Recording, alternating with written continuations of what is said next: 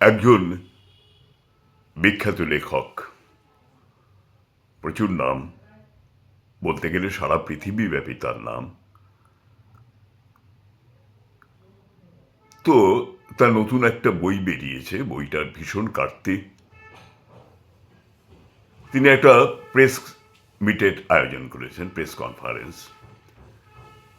বিভিন্ন অঞ্চল থেকে সাংবাদিকরা এসেছেন সেই অনুষ্ঠানে। খানাপিনা ভালোই হচ্ছে। ভদ্রলোক স্টেজে বসে আছেন, তার চতুর্দিকে মাইক্রোফোন দেওয়া। বিভিন্ন সাংবাদিকরা বিভিন্নভাবে তাকে প্রশ্ন করছেন, তিনি এক এক প্রশ্নের উত্তর দিয়ে যাচ্ছেন।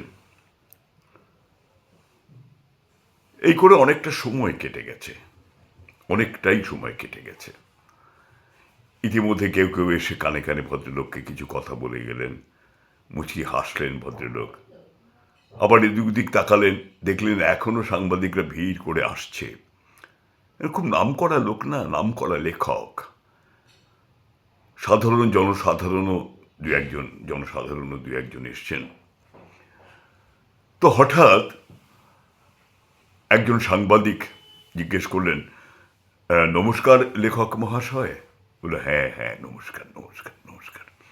বলুন, আমার একটা ছোট্ট প্রশ্ন ছিল, যদি আপনি দয়া করে উত্তর দেন। হ্যাঁ নিশ্চয়ই, আপনি বলুন না আপনার কি প্রশ্ন। আমার প্রশ্নটা হলো যে আপনার এই যে বইটি বেরিয়েছে, এই বইটি বিক্রি হচ্ছে কেমন? বললো, ভালোই, মন্দ নয়।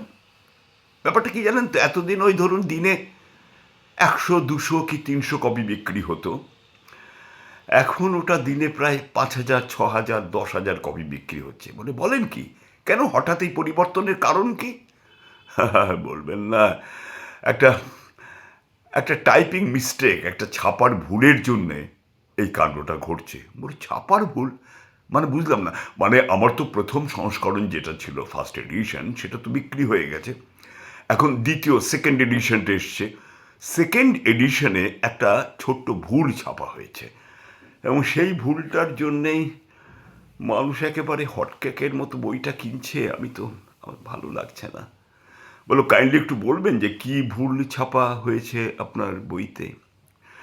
অ্যাকচুয়ালি বইটার নাম হচ্ছে how to change your life.